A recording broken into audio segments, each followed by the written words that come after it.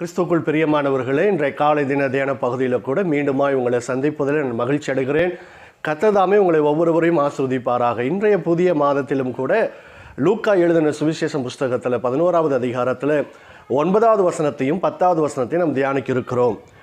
மேலும் நான் உங்களுக்கு சொல்லுகிறதாவது, கேளுங்கள் அப்பொழுது உங்களுக்கு கொடுக்கப்படும், தேடுங்கள் அப்பொழுது கண்டடைவீர்கள், தட்டுங்கள் அப்பொழுது உங்களுக்கு திறக்கப்படும். ஏனென்றால் கேட்கிறவன் எவனும் பெற்றுக்கொள்கிறான், தேடுகிறவன் கண்டடைகிறான், தட்டுகிறவனுக்கு திறக்கப்படும் என்று சொல்லி. பிரியமானவர்களை, இந்த மாதத்தில் கூட நம் தேவ சமூகத்தில் அதிகமாய் நம்ம கேட்கக்கூடியவர்களாய், தேடக்கூடியவர்களாய், நாம் தட்டக்கூடியவர்களாய் இருக்கிற பொழுது தேவன் நமக்கு தருகிற ஒரு ஆசீர்வாதத்தை நாம் பெற்றுக்கொள்ள முடியும். இங்கு ஆண்டவராக இயேசு கிறிஸ்து ஒரு உவமையை சொல்கிறார். ஒரு சிநேகிதனுக்காக, அவனுக்கு ஆகாரம் கொடுப்பதற்காக மற்றொரு சிநேகிதனிடத்தில் அவன் வருந்தி கேட்டுக்கொள்வதை நாம் பார்க்க முடிகிறது. நீங்கள் இதே அதிகாரத்தில் 11வது வசனத்திலும் 12வது வசனம் நீங்கள் வாசித்து பார்க்கிற பொழுது தேவன் சொல்லுகிறார், மாம்சத்தில் இருக்கிற நீங்கள் உங்கள் பிள்ளைகளுக்கு நீங்கள் இறங்குகிறது பார்க்கிலும் நான் உங்களுக்கு அதிகமாக இறங்குவேன் என்று ஆண்டவர் சொல்லுகிறார்.